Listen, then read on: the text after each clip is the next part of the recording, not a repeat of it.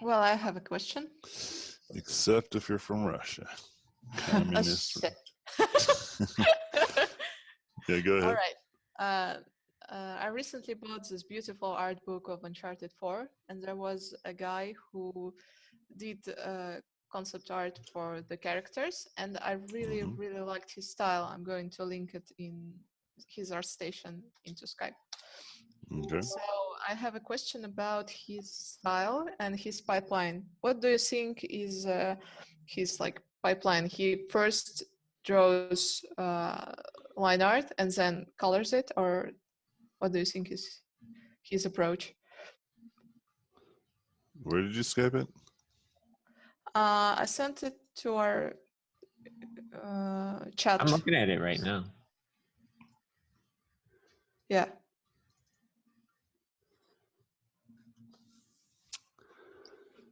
So it's so plain and simple, like, you know. Yeah. This is good. Richard, huh? Uh-huh.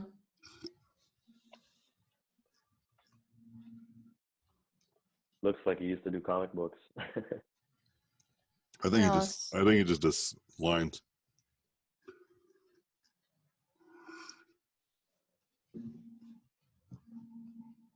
Yeah, here's evidence. So he just draws lines, and then he just cleans them up with another pass of lines. And colors it.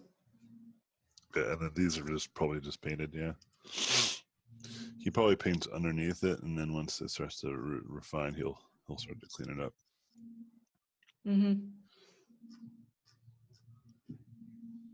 Yeah, I think it's that simple. I don't think there's anything magical about. Oh, look, he does a little graphic read and stuff underneath, I think, to block out the. Yeah, so he has the design drawn, and then he blocks it out through values, and then puts the line back on top, and then paints over it. Very traditional way of going about it. There's nothing really unique, I don't think. He's just really good at it. He's probably inspired by people like Callum Alexander Watt. Yeah. So it's lines and values, colors, and yeah, nothing that I don't think haven't tried, right? Yeah. Like I think he's just going for that clear, style. He's going for the clean lines.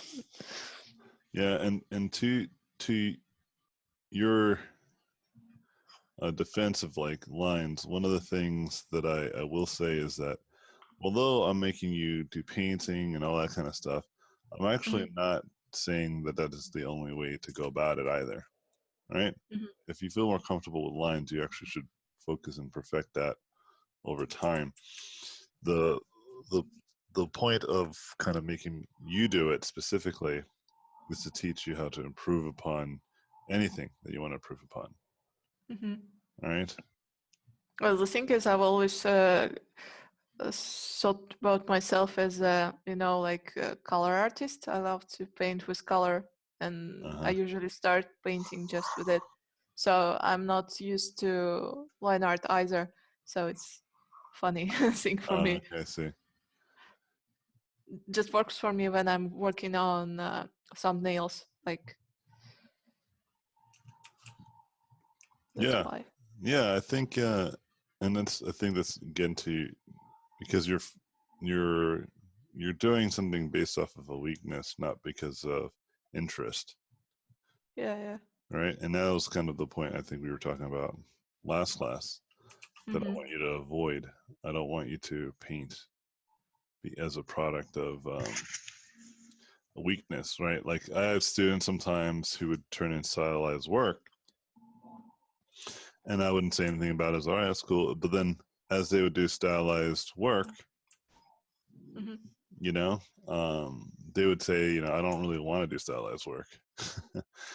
And then I'm like, well, why are you submitting stylized work? And it's because that's easier for them. You understand? And so then I'm like, well, then you need to stop doing it just because it's easier. Right? And it's kind of my same sentiment. If you feel it's easier to do line art, that's fine, to be honest. There are many artists who just do line art, like the example you just gave. And I can think of many more. Right? So the question isn't whether line art is a proficient way of doing it, because it's relevant. Actually, there's many great artists who only do what you call it, like as I said, line art, right? Mm-hmm. The real question is, do you want to do that? You know, Yeah. do you only, or do you want to do something else? And if you want to do something else, then you have to practice it. That was kind of the moral of the story that I was trying to give to you. You know, that I think you understand. I don't think I need to get more into it now. And so when you look at that, like, you ask, like, well, how does this person, what do you think? I mean, it's actually pretty clear. I mean, if you just look at that person's work, you can kind of figure it out from just looking at it. And not just looking at it, he gives you examples, right? Like he kind of shows you. He's also probably inspired by another artist named Clemente Suave. You know, there's actually a few artists I could think of that he's probably inspired by. But he's a line artist. When you have really good lines, he most likely just drew them with like a rough line and then cleaned them up. You know, with like another line pass. I think it's that simple. Yeah, and that sentiment, I think he used to be a comic book artist. Probably true. You know?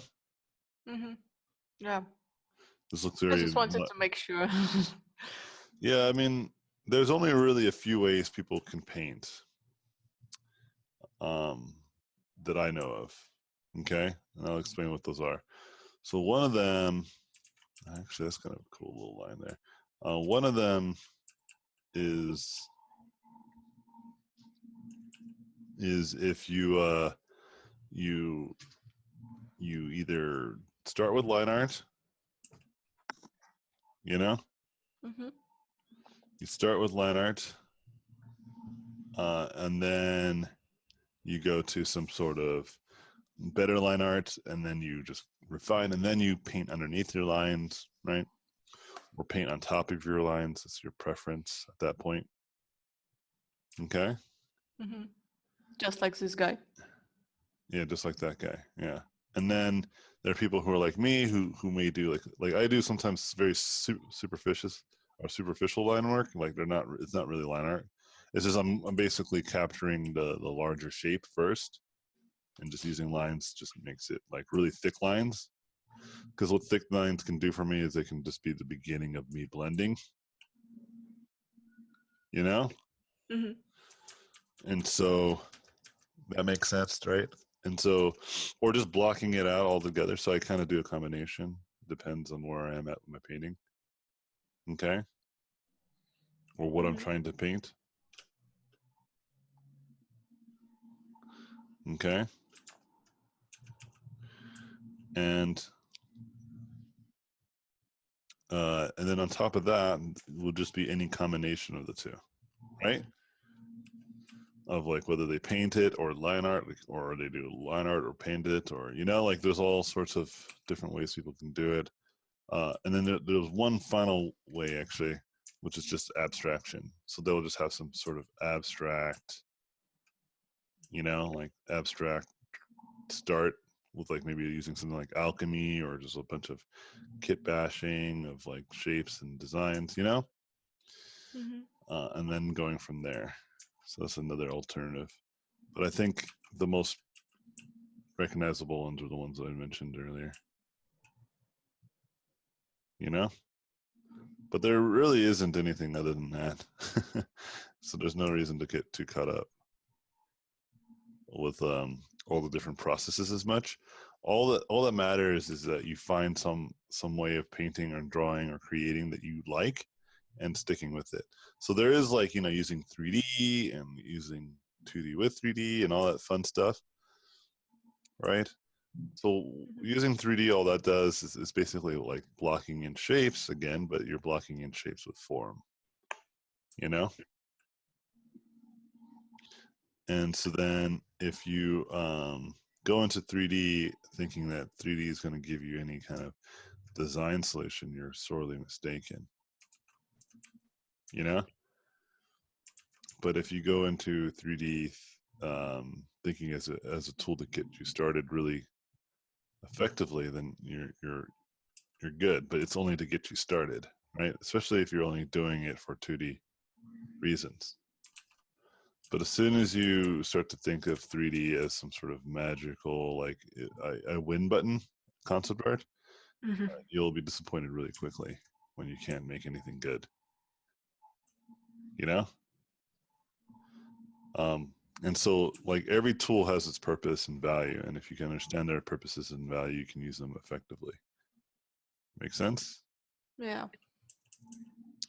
Yeah, but you know, when you look at something like that, and it looks really impressive, all that demonstrates to me is that that person's really good at what they do. Right? They put a lot of time and effort and training in whatever it is that they're doing. You know? Yeah, right. Yeah, it's never too much of a mystery to me whenever I see really good artwork. But very rarely will, like, when I see artwork that really amazes me, it's less about the technique these days. It's more about like how clever they may have done with their paintings or how clever they were with their design, you know? Like, it's not like I'm like it's a mystery to me, like how they may have came to what they did. It's just that they do something that I'm like, oh yeah, of course, that makes total sense, you know? Yeah. And that comes from just me playing around with like Photoshop a lot, you know? And so then what I like to do to amplify my design sensibilities these days is to look at stuff that has nothing to do with concept art sometimes, so I can get inspired visually. So for instance, this is really good though. When I see good comic book art stuff, I'm like, oh, I want to make comic books. But then I get back to painting and drawing again. But let me see. So there's like some cool abstract stuff here. But actually, I was thinking of doing more cloth stuff. So I actually have good reference just for cloth. I have like a whole folder that's just made for cloth. Here's sculptures. That'd be good. I think folds is what it is.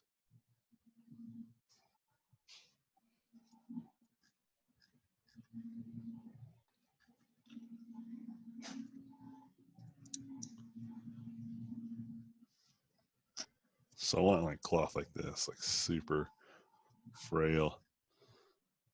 And Yeah. then maybe put some of this texture. That should be cool.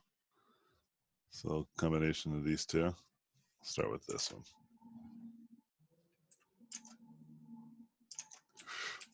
So I need to use, what if I do this?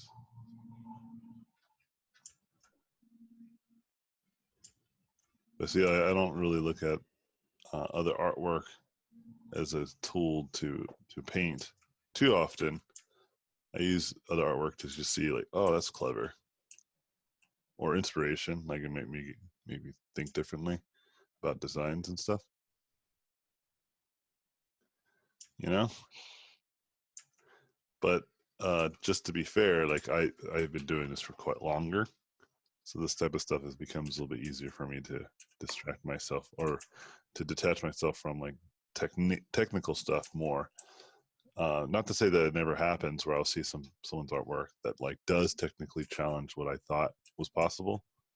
That's always still true, right? There's always someone that will do something like, how did that person do that? And I will be genuinely curious, but it doesn't happen as often because I realize at the end of the day, it really is just about picking your thing, getting good at it.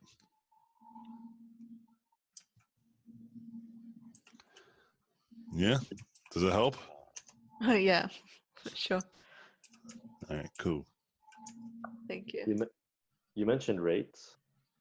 Yeah, man. Shit, I should have come up with a question for that. You mentioned rates. Cool. Yeah, I'll just kind of give an answer that I think you're looking for. Yeah. So I generally say to most people, don't charge less than $30 an hour.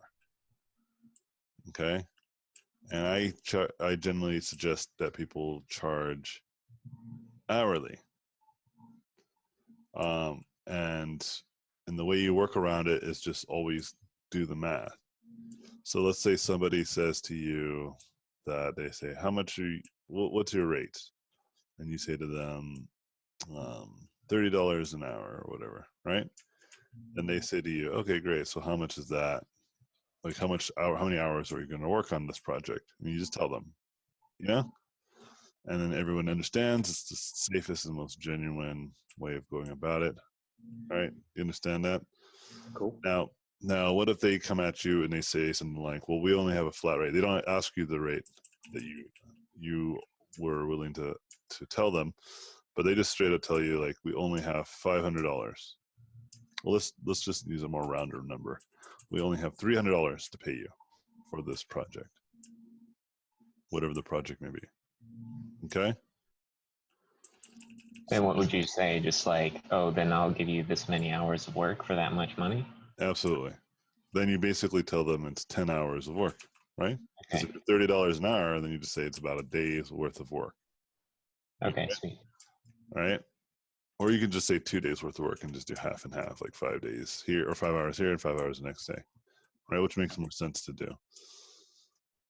And all you got to do is do the math, right? And include stuff like feedback, iterations, you know what I mean? So don't be like 10 hours total for like the whole painting of like the finished thing. Like 10 hours, like for like 2 hours, you'll actually paint something and then you send it to them and they'll give you feedback and then you move from there. You see what I'm saying? Mm-hmm. Because if you just, if you don't keep yourself in check, then you may end up working way longer. And some people, you know, are really afraid to ask for more than that. And I say, you have to ask what you believe you're worth. And I think most people can just start off asking for $30. I think that's completely rational. Okay, for what we do, even no matter what level you're at. And if you believe you're better than that, then charge more than that.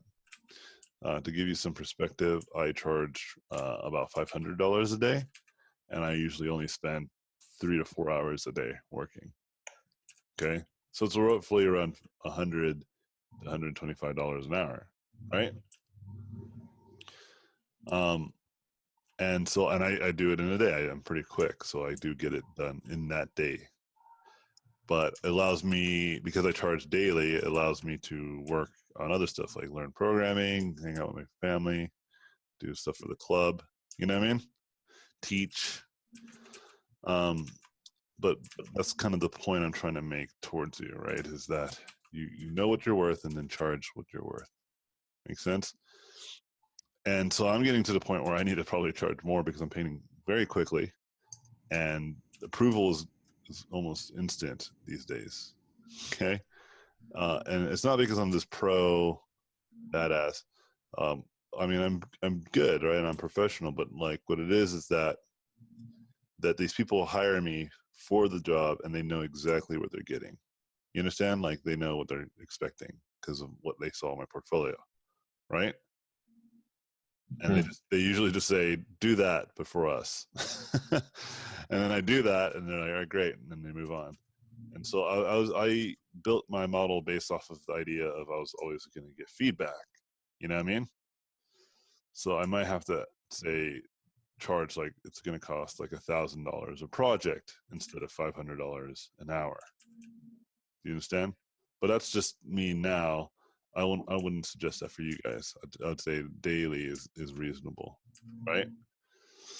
And here's really a good way of thinking about this is that let's say you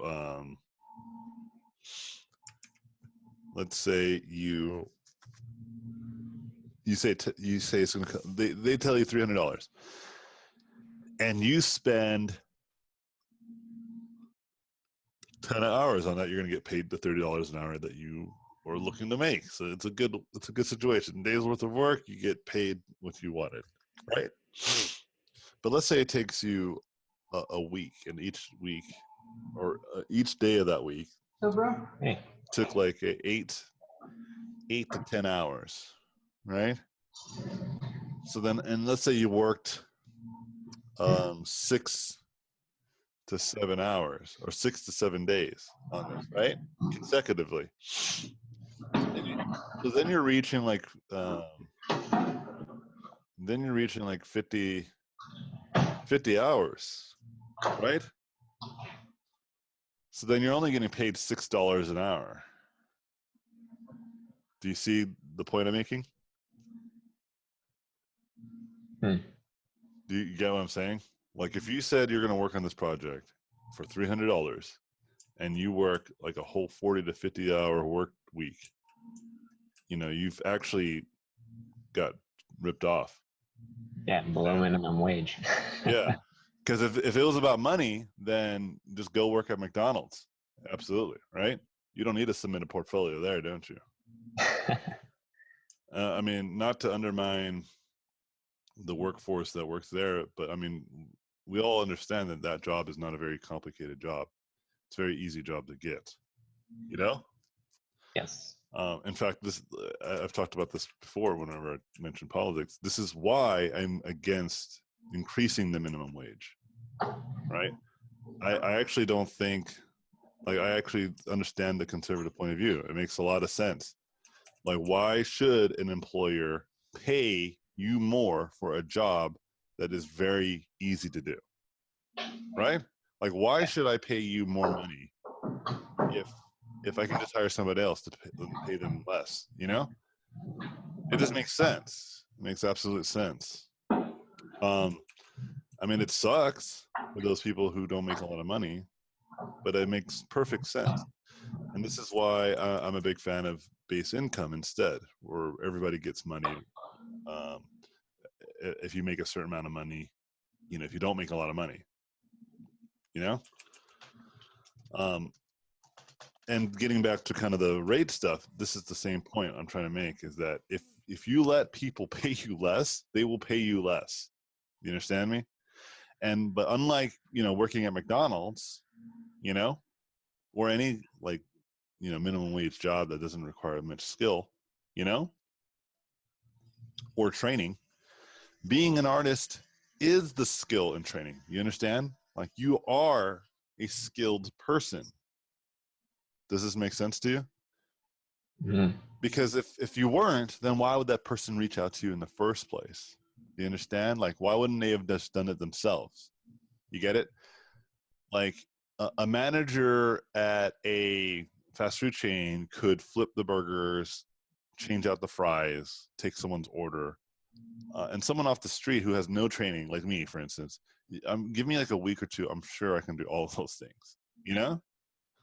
Maybe I wouldn't be as effective as the person who's done it for years, but I would meet the minimum requirement pretty effectively, pretty quickly, you know? Mm-hmm. You can't say the same about art, right? Does that make sense? Like, you can't just all of a sudden say, well, like, if I'm the manager for my project and I need an illustration, and I come to you and I'm like, I need you to do illustration, and you're like, no. Then I'm like, well, shit, I'll just do it myself then, you know? Unless I'm an artist, right? I can't do that. I have to get you to do the work somehow. I need to get an artist some way, you know? Because it takes years to get to our skill level, even at the most minimum level, you know? And so that's why you should never undervalue yourself. And plus it hurts the industry usually. Because if you charge really, really low, then other people are like, well, why should I pay for you if I can buy this other person? And again, it's a legitimate argument, you know? That I actually don't have all the answers for the solution to that, other than educating you guys not to charge super low, you know? Or just be very mindful of this, okay? And then the more professional you get and the more consistent your work is, the more you can charge, obviously. Okay? Cool. Yeah, and I can tell you right now, rates can get as low as $30 an hour, right? Or as high as, like, I've seen people make hundreds, if not thousands of dollars an hour. Okay, like someone like Sid Mead, for instance, gets bank. You know? Yeah, he does. Yeah, but that's because he's Sid Mead. Like he's legendary. You know, he's been in the industry. Like it's almost like, and he's good too. There's actually some artists who work in film that aren't actually very good. You know, and I'm not trying to shit on my colleagues or anything. It's just the truth. Like I know many students of mine that are much better than some of these people. Yeah, it's just seniority or something. Yeah, like legacy, exactly. It's just like a legacy thing where you just been there for a while and people just know you. You know? But it doesn't necessarily mean that you're good. One of my favorite artists, me and him talked about this, and he works in industry, and he made the same complaint. And it's because of the union in film, right? This is why you don't see this disparate this separation of quality in games. Video games generally have great art, you know, because So there is no union preventing people from getting hired from all walks of life, so they right? have really strong unions in film. They do. I've never In heard fact, of this. in fact, you can't work in film unless you're part of some sort of union. I wasn't in the union, but there's workarounds, right? They would do stuff like they would hire me as a consultant. You know what I mean? Oh, wow. Yeah. But luckily, I didn't like film, so I didn't stay. I didn't care to get one. You know, it didn't matter to me. I just really didn't care. My friends, I have some friends who are in it, and took them like years to get in, and they're American and everything too. Hmm. And you have to be, usually for that, you have to be grandfathered in, meaning that like if Zack Snyder is like, "I like you, kid," then they can just like pull some strings and then get you in a union. But I get it. Like, you know, unions are supposed to protect workers from the corporations. But again, the conservative argument would be, but they also prevent um, Progressive. companies from hiring the best talent. It keeps the low talent skilled people there. This is like why I'm a big believer of government run education, but I believe that there should be competition, meaning that there shouldn't be like tenure. You know, there shouldn't be a union around the teachers. You know, like there should be a merit-based thing. Like if your kids fucking graduate and have high honors, then you get to stay, and then pay teachers more. Take all the money out of all the other place and just pay the teachers more. So then, if Oh, you yeah. become a teacher, then it's like a real lucrative job. You know what I mean? And then the thing is, though, too, like a lot of tenured professors that like aren't really doing as much anymore Mm-hmm. are actually getting paid more than some of the non-tenured teachers that are actually doing a good Amazing. job. Yeah. See, that's backwards. Absolutely. And so this is why I understand the conservative argument of business and let business do stuff. But where I think the conservative argument fails is that it's fine to put a price difference between cell phones. You know what I mean? Or like Wacom tablets, or computer monitors, or computer parts, or cars, or things that we don't need. You know, it's great. Competition's perfect for that. You can make it ruthless. Like let them fight for it. You know, have things be super duper cheap. You know what I mean? Right? Mm-hmm. And then so everyone has access to like a cell phone now. Even if like my cell phone's like the latest Galaxy Note 8, that's like a miniature computer, but yours is a flip phone, you know? But at least you have a phone. You have access to that technology. But even the most poorest person can have a decent smartphone that has apps and everything, right? And because Samsung makes many different phones, they don't just make like the epic ones. They make like the mediocre ones that can just barely run, but they have a touchscreen and all that good stuff. You know, they have a basic processor. They have access to the internet and the app stores. You know, like Apple was basically getting screwed because of that competition. That's why they have to try harder. You know, like you don't have to be some sort of super uber rich kid to own a good phone. Okay. But that phone is still nowhere near as good as like the latest iPhone or the latest Samsung Note, you know? And that's that's in lies where the problem is if you do that with healthcare or education, then basically you're saying you're again, you're creating financial barriers, meaning the more money you have, the more access you have, right? Mm-hmm. So even if you're poor, great, you have access to healthcare and education, but it's the worst. It's the cheapest. It's the one that, or maybe 40 or 50 students are in one class. You see what I'm saying? Mm-hmm. And that's not ideal, because then you're going to create poverty in that circumstance again, you know? But I think there is a free market solution to education, and I think that's stuff like YouTube, like the internet, right? Probably so. So that's not going to be helpful, because what's going to happen is that, like, let's say you have one teacher who just is a badass teacher, okay? Like something like what I do, right? Like just someone who's really specialized in teaching this thing, you know? He or she decides to go on YouTube, creates a whole channel teaching kids everything they need to learn for free. And so this one teacher makes all their money from YouTube ads or Patreon support, whatever makes sense. Yeah. Right. Yeah. And then what you end up doing is, then what happens if you let the free market reign, then you're going to have a huge resurgence of that, right? And that's going to be the free market solution, and it's going to take away jobs and facility a lot more. And I don't think the conservative thinkers would appreciate that, you know? And that's what the free market will demand of that. It will do this, because then that one teacher will probably make hundreds of thousands of dollars a year teaching and educating millions of students effectively. You know what I mean? Not like kind of good, like effectively, you know? Mm-hmm. And that's already happening, is what I'm trying to get at, you know? There's already systems like that, and it's already making the public educational system worse. So all I'm saying is, why don't we take advantage of that, right? Build classrooms that are circled around these YouTube channels, you know? And so you have these teachers interacting with students in classrooms, because, you know, not every parent can sit down and teach their kid like that. So it becomes like glorified daycares, does that make sense? You know? And you have these teachers who are educated and are really good with kids, and in that way, you can really help out everybody. And so this is kind of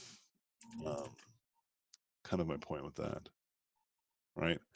And so getting back to kind of this the free market and all that stuff, like with our business, we're always going to get undermined by those who would pay, who are going to be cheaper. So that's why it's your job to become epic, because the more epic you are, the harder it is to find work of that caliber. You know what I mean? Mm-hmm. Because otherwise, if you can think of it like this, if anyone can do what you do fairly easily, right? Just like the McDonald's job or like the retail job or whatever job, right? Yeah. Then you're going to always be outmatched by the outsourced company, right?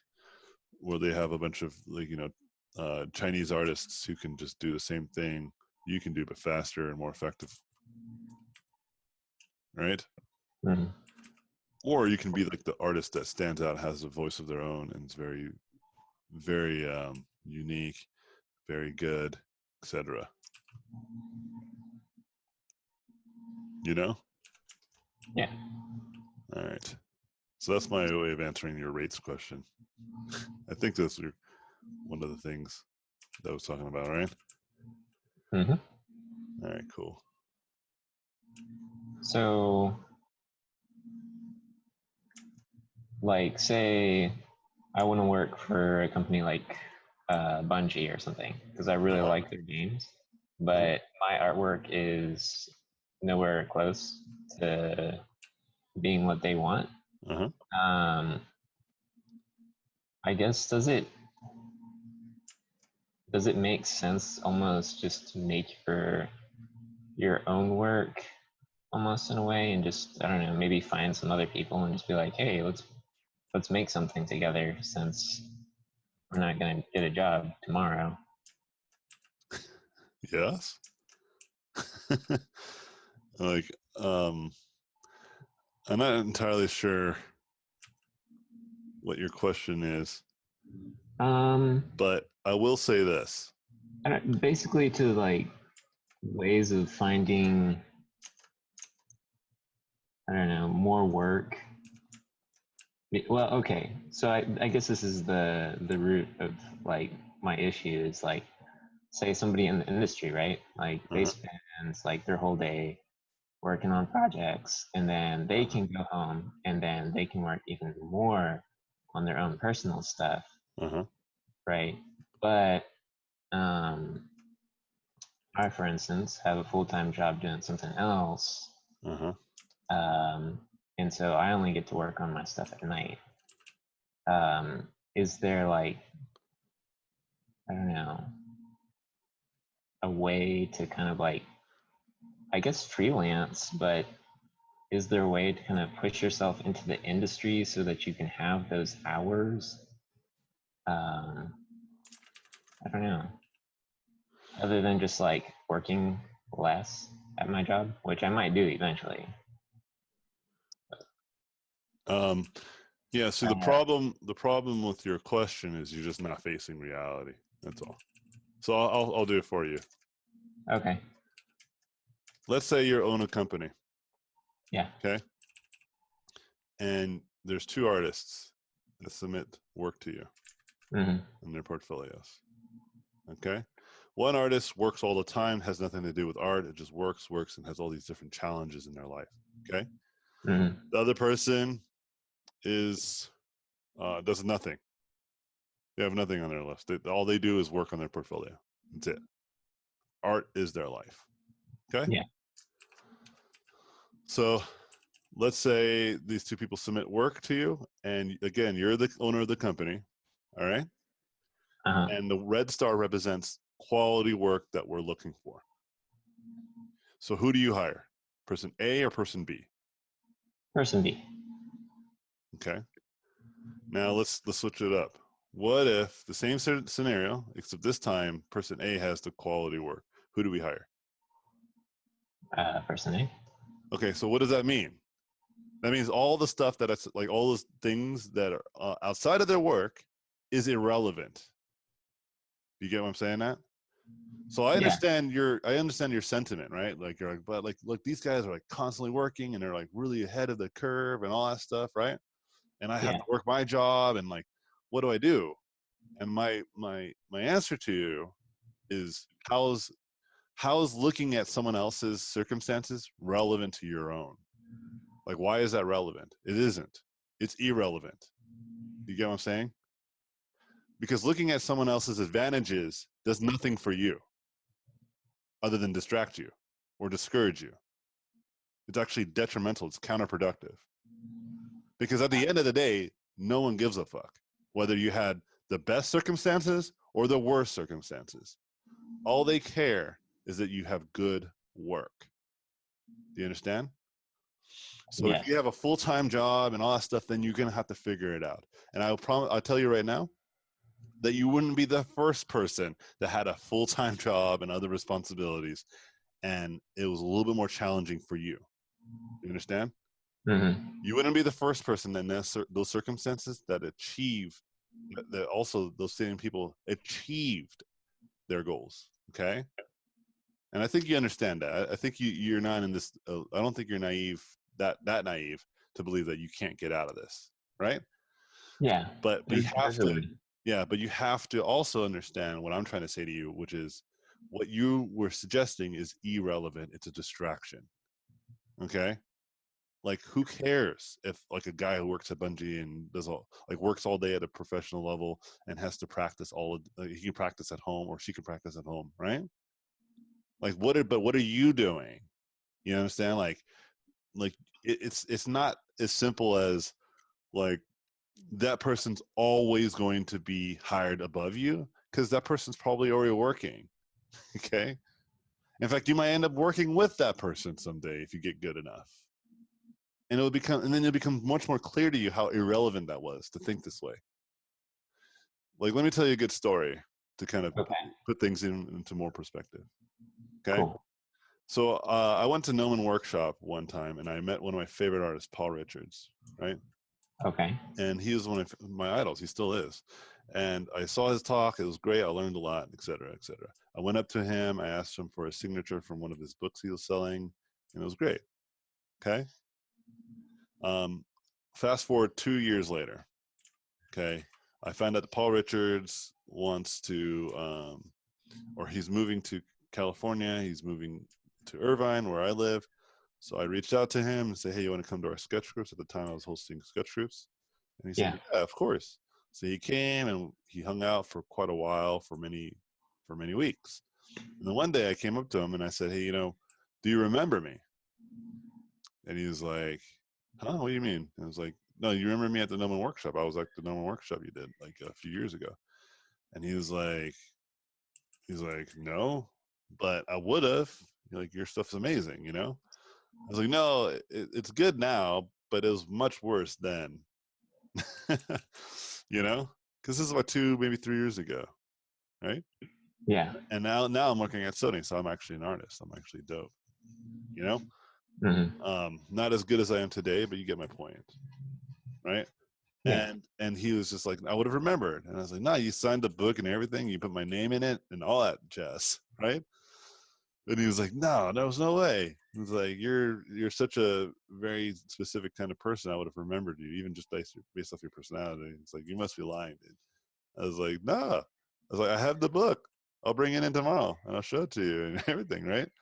And he just was in disbelief. He couldn't believe it. And so I brought in the book the next day, right? Next sketch group, Yeah. right? I showed it to him, right? Yeah. And he was just like, oh my gosh. You know? He was so embarrassed. He was so upset with himself. He felt like, he's like, oh, I should have remembered you. I can't believe I don't remember. And I told him I actually wasn't mad. I really wasn't. Because I wasn't any good, you know? And I was just like one out of many people that just walked up to him, you know? I just thought it was interesting, right? And I told him, I was like, and let me tell you something. What really matters is like, you treated me just as nice as you did then as you are now. So that means a lot. You know, you were really nice to me. You were really respectful. You know, you didn't treat me as some sort of loser. You know, you treated me just as your own, like you're doing now. So as I appreciate the consistency, even if you didn't remember me exactly, it's fine. It's no big deal, right? You met a lot of people that day. It would have been weird if you did remember me specifically. Yeah, but I didn't do anything very specific for me to stand out. You know? Yeah.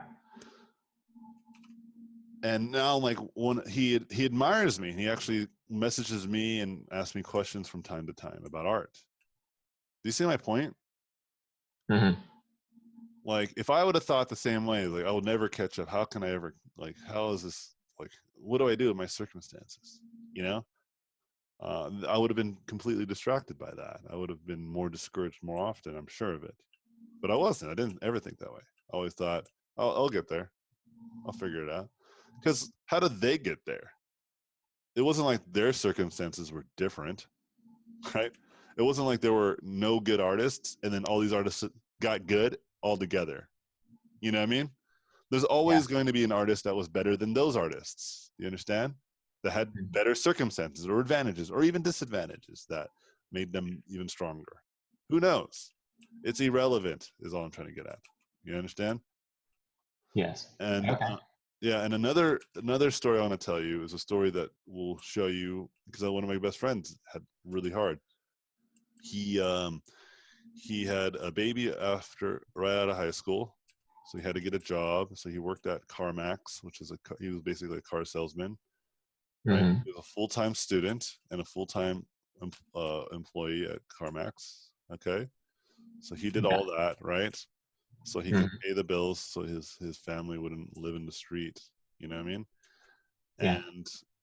And he would sleep in his car right out of school, so that way he didn't have to like wake up super early and drive super far, because he lived really far from the school too. He lived about half an hour away, drive, right? And so he didn't want to have to wake up just half an hour more just to go to school. You know what I mean? Yes, sweetheart, I am. Do you see what I'm saying? Yeah, he just. And he did that for many years. And then he got a job in industry, and he's doing great now. He's working at Amazon. He was art director on one project. He didn't like that, so he went back to being just an employee or just an artist. And he's working at Amazon. He's a senior level over there now. Yeah. Right? Mhm. Everybody has different problems and different dramas, right? And some people don't have any problems, any drama, right? And they just got like the easiest ride or whatever. Comparatively, nobody has it super easy, by the way. Everyone has different things, okay? Yeah. All I'm just saying is it's a distraction to focus on stuff like that, like focusing on people's ages, right? Oh man, this person's only 22 years old. That's a distraction. Who cares, right? Sid Mead is in his like 80s. You think they would hire this young spry artist versus Sid Mead? I doubt it. If they hired Sid or this other artist, it would not because it would not be because he's younger. It would be because he's cheaper. You know? Yeah. Okay. And you know, this is the kind of things that I don't think people focus on. Or these are the kind of things that I think when people focus on too much, it's a distraction. But I'm gonna yell at my dog. He's going nuts. Yeah, I think about that all the time. I'm 28, and I'm like, oh God, just put it out of your mind, all these youngins. Yeah, it's irrelevant. Yeah, it really is irrelevant. All that matters, again, put that same circumstance, person A versus person B. One person is 22 years old, the other person is 35 or 40 even. But person B has an amazing portfolio. Who do you hire? Person B. Yep. Right? And if you ever were in a situation where person A and person B are equally matched, which could happen, but very rarely does it happen. Okay? Because people are different. People's artwork is different from one another, you know? Mhm. Then they would focus on stuff not of age, but stuff like, well, this person paints more and that's what we're looking for, or this person has more draftsmanship, that's what we're looking for. You know, it would be stuff like that. It wouldn't be anything related to their age or their college or their, you know, maybe their experience. And then in that case, the person who's older probably has a better chance. Not because they're older, but because they have more time to have more experience. You know? Yeah. But just because someone's young doesn't mean they don't have time to have experience either. You see, every circumstance is always an alternative. But one thing remains true in all these things. One thing remains constant. Who has the best work for the job at hand? Make sense? Mhm. That's why I say you can't control anything. You can't control these guys having a better situation than you would like to have, right? You can't do Yeah. anything about that. You can't be like, go to their houses and put like handcuffs on them. And then, No. yeah, and break their Cintiqs or their Wacom in half and spit in their face and be like, try to catch me now, bitch, and then just run, you know? Yeah, and it's like I want them to do well as well. So Yeah, absolutely. There's nothing you can do about it is what I'm trying to get, right? So why focus on it, right? Like it's just such a distraction. I think you see that now. I think you're starting to understand my point, you know? And so it's not a bad question to ask because I get it, because it pokes at your ego and your insecurities about your own work and your own progress. But Mhm. all that is irrelevant, okay? And all that matters is, are you putting the time in and are you going to stay committed, consistent? And if you are, then there's nothing you have to worry about. Okay? I was in a very similar mind state and situation just, hell, years ago, or not too many years ago. But the one thing that helped me kind of get over that was just looking at my work and asking myself, am I improving? And if the answer is consistently yes, then that's all that really matters. Absolutely. Absolutely. Like I'm just learning how to program, for instance. Could you imagine me trying to go against these young Mark Zuckerbergs and me constantly thinking that? That doesn't ever enter my mind because it's just not important. Hmm. And they exist. In fact, when I was first starting, it was the opposite reaction that I had. I think it wasn't so much of a self-doubt. It was more of like, I need to catch up to all these 16-year-old DeviantArt masters. So it's time to fucking put some pen to paper, yo. That was my attitude towards it, right? Like I acknowledged that there was some badasses, and I was like, time to catch up.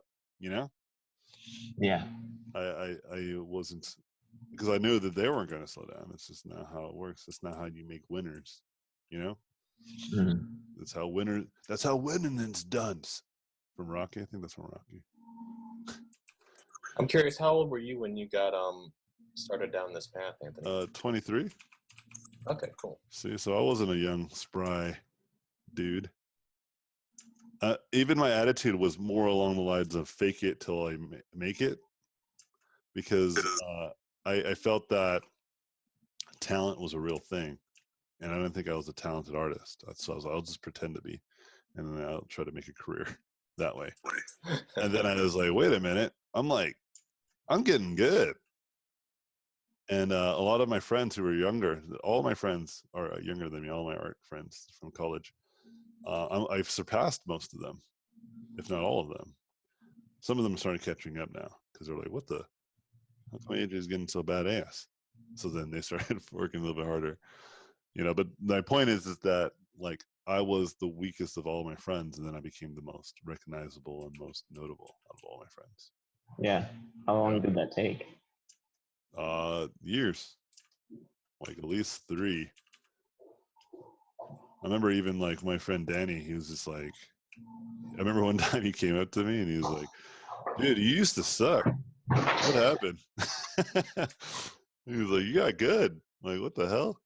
And I'm like, yeah, dude, lots of painting, man. He was like, yeah, shit, you got good real fast.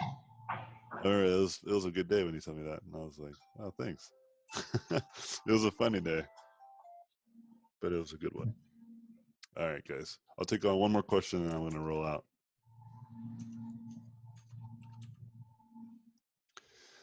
So please ask it out loud. I see someone wrote, but I don't know if it's a question or you're just talking with one another. Speak before I roll out of here.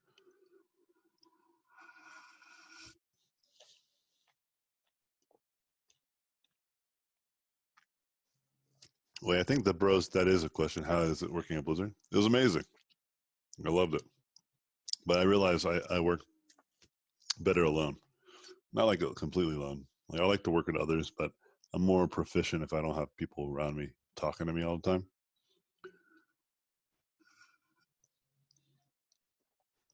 Mm-hmm. But it's not like I'm antisocial, as you guys probably tell. I'm not that way at all. But it's just that when I didn't have to do a lot of small talk, I can just work. It's pretty effective. I'm sure I could have just not talked to people. It was just, I like to talk to people, so it was a little bit of both.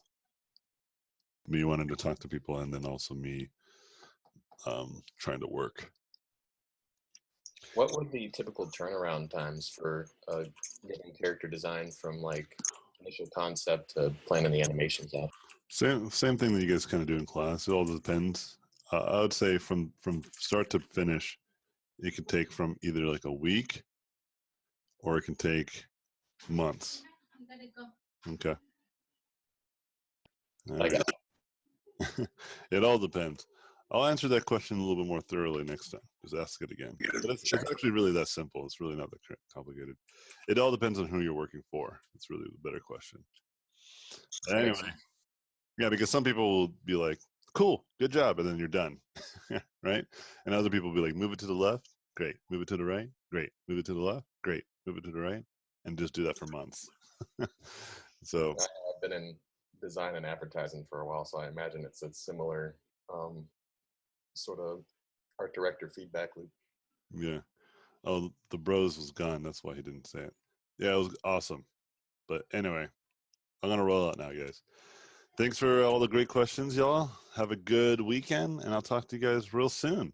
Peace out, friends. Have a great day. Thank you. Hey. Bye. Thanks. Thank you for watching this video. I appreciate it. Please subscribe to watch more in the future. If you liked the video, I would appreciate a thumbs up. If you like this content, you can go to my website, robotpencil.net, where you can find mentorships, tutorials, and a Patreon to get more exclusive content. Thanks again, and I'll see you guys in my next videos.